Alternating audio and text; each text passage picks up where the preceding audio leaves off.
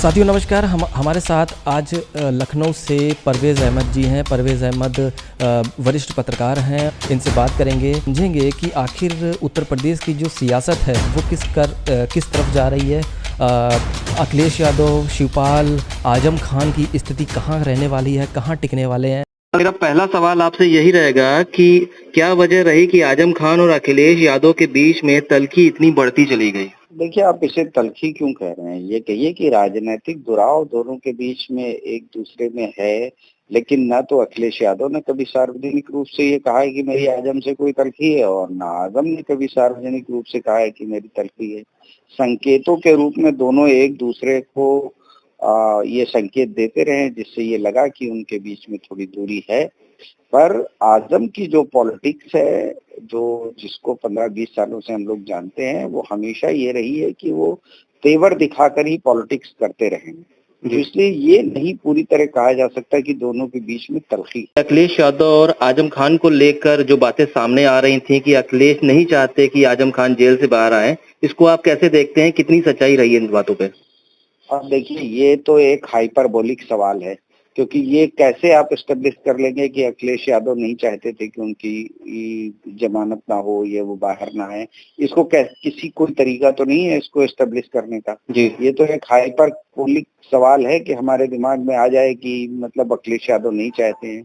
ये सच है कि अखिलेश यादव उनसे मिलने नहीं गए, ये सच है कि अखिलेश यादव ने कभी सार्वजनिक रूप से उनके संबंध में कुछ बोला नहीं, ये अलग बात है। पर ये आप नहीं कह सकते हैं किसी भी रूप में कि अखिलेश यादव कभी भी क्या कहते हैं, नहीं चाहते थे कि उनकी जमानत हो, क्योंकि उसके कोई ना तो कहीं ठोस प्रमाण है, ना कभी कोई बात है, ना कभी कोई संकेतों में इस तरह की बात की गई है। सड़कों तो पर भी समाजवादी पार्टी ने समाजवादी पार्टी ने सड़कों पे उतर के भी आंदोलन नहीं किया।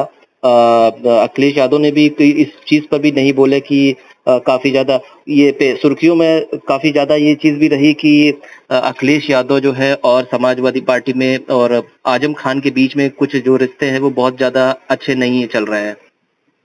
तो ये इसको देखने के लिए समाजवादी पार्टी का अतीत देखना होगा। सपा की कमान जब से भी अखिलेश यादव के हाथ में आई है 15-16 से, उसके बाद समाजवादी पार्टी ने सड़क पर उतरकर किसी भी विषय पर कोई आंदोलन नहीं किया है।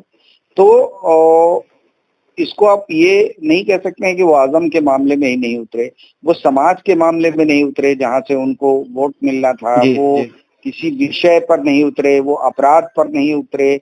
उन्होंने पूरी तरह, वो कोरोना के दौरान उनका कहीं सार्वजनिक रूप से कोई प्रदर्शन नहीं दिखाई दिया। अंदर कमरे में वो कौन किसकी मदद कर रहा था वो अलग इशू है। बल्कि एनआरसी का एक मुद्दा हुआ जब एक मुस्लिम धर्म के लोगों ने आंदोलन शुरू किया और उनकी बेटी वहां चली गई, तो उस पर भी उन्होंने नाराजगी अप्रत्यक्ष रूप से जाहिर कर दी थी कि वो क्यों गई। तो वो समाजवादी पार्टी किसी इशू पर कोई आंदोलन 15 के बाद से करती ही नहीं है, तो आजम के मुद्दे पे भी उसने नहीं किया कोई आंदोलन। शिवपाल यादव और आजम खान के बीच में मीटिंग हुई, काफी नजदीकियां बढ़ी, कैसे आप देखते हैं इन सब चीजों को?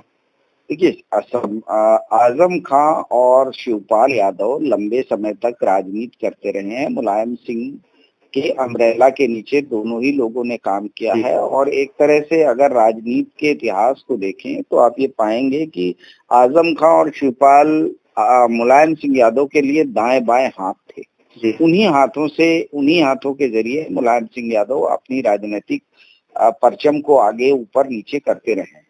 तो दोनों के बीच उस तरह के रिश्ते हैं, और इत्तेफाक की बात है कि दोनों ही लोग इस समय समाजवादी पार्टी के मौजूदा नेतृत्व से खुद को उपेक्षित महसूस कर रहे हैं। आजम खान भी सपा से सीधे तौर पर उपेक्षित महसूस कर रहे हैं, और शिवपाल यादव भी खुद को उपेक्षित महसूस कर रहे हैं। तो जब दोनों ही नेता एक तरह से उपेक्षित हैं और दोनों की कोई संभावनाएं नहीं है, मतलब आजम खान के लिए भी किसी राजनीतिक दल ने कोई वेलकम नहीं किया है, शिवपाल यादव के लिए भी किसी भी राजनीतिक दल ने कोई खुलेआम वेलकम नहीं किया है। इवन कई पार्टी नेताओं को छोटे छोटे नेता प्रवक्ता तक कह देते हैं कि हमारी पार्टी में आ जाए, स्वागत है, लेकिन आजम और शिवपाल के लिए कहीं से कोई वेलकम नहीं है। तो अपना राजनीतिक अस्तित्व बनाए रहने के लिए एक दूसरे से मेल मुलाकात, एक दूसरे से हाथ पैर मिलाने की जो परंपरा है राजनीति में, वो तो रहेगी, और वो उसको उसी तरह से देखा जाना चाहिए। राज्यसभा में समाजवादी पार्टी इस बार कपिल सिब्बल को मैदान में उतार दिया है। ये भी चर्चा है कि कपिल सिब्बल समाजवादी पार्टी ज्वाइन कर ली है, कांग्रेस छोड़ दिया है। कैसे देख रहे हैं इस चीज को आप? अभी देखिए, कपिल सिब्बल ने ये तो कहा है कि मैंने 16 मई को कांग्रेस छोड़ दिया था, जी लेकिन उन्होंने ये नहीं कहा कि समाजवादी पार्टी की सदस्यता मैंने ले ली है। जी जी लेकिन सपा उनको राज्यसभा भेज रही है, तो उसके अपने सपा के दीर्घकालिक मामले हैं। सपा अपना दिल्ली में सुप्रीम कोर्ट में कानूनी इश्यूज को, सपा को लेकर कई कानूनी बेंच मतलब कोर्ट में है।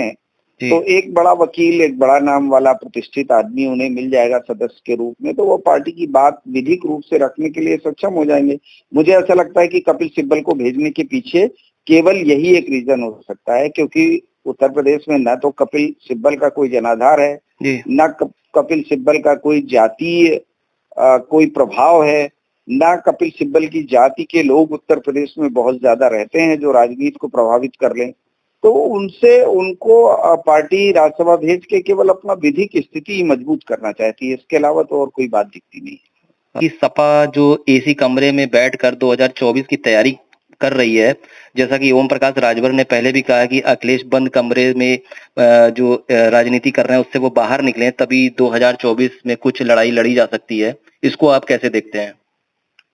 हमने भी आपके पहले दूसरे सवाल के जवाब में भी कहा था जी कि जब से अखिलेश यादव के हाथ में राजनीतिक कमान आई है, समाजवादी पार्टी ने सड़क पर उतर कर कोई आंदोलन नहीं किया है, और आगे भी, और समाजवादी पार्टी का संगठन भी इतना मजबूत नहीं है, समाजवादी पार्टी की इतनी रीच भी नहीं है। जी जो भी वोट समाजवादी पार्टी को 2022 में मिला है, वो कोई समाजवादी पार्टी की मेहनत प्रबंधन से नहीं मिला है। जी वो मुसलमानों के एक तरफा वोटिंग से मिला, जो बीजेपी के खिलाफ मुसलमानों ने वोटिंग की, और 2% और 4% लोग जो नाराज रहते हैं, हमेशा सत्ता से मुंह फुलाए रहते हैं, उन लोगों का वोट था। यादवों ने भी, समाजवादी यादव नेतृत्व की वजह से यादवों ने सपा को वोट किया। तो कुल मिला के समाजवादी पार्टी का यही वोट है, और इसी वोट के बल पर वो लड़ रही है। लेकिन 24 की परिस्थितियां समाजवादी पार्टी की विपरीत होंगी। जिस तरह से उन्होंने राज्यसभा के कैंडिडेट तय किए हैं, जिस तरह वो विधानसभा में लड़ाई लड़ रहे हैं, या वो जिस तरह के इश्यूज खड़े कर रहे हैं, जी वो बात काफी हद तक जो है वो समाजवादी पार्टी के लिए, राजनीतिक भविष्य के लिए बहुत अच्छी नहीं दिखाई देती है। लेकिन राजनीति में बहुत जल्दी चीजें परिवर्तित होती हैं, इसलिए अभी कुछ कह देना या घोषणा कर देना या भविष्यवाणी कर देना ठीक नहीं है। लेकिन इतना तो तय है कि समाजवादी पार्टी का 2024 की कोई तैयारी सड़क पर या ग्राउंड पर दिखाई नहीं दे रही है। परवेश जी, बहुत बहुत धन्यवाद, समय दिया आपने, समय निकाला, इसके लिए बहुत बहुत धन्यवाद। भैया, बहुत धन्यवाद।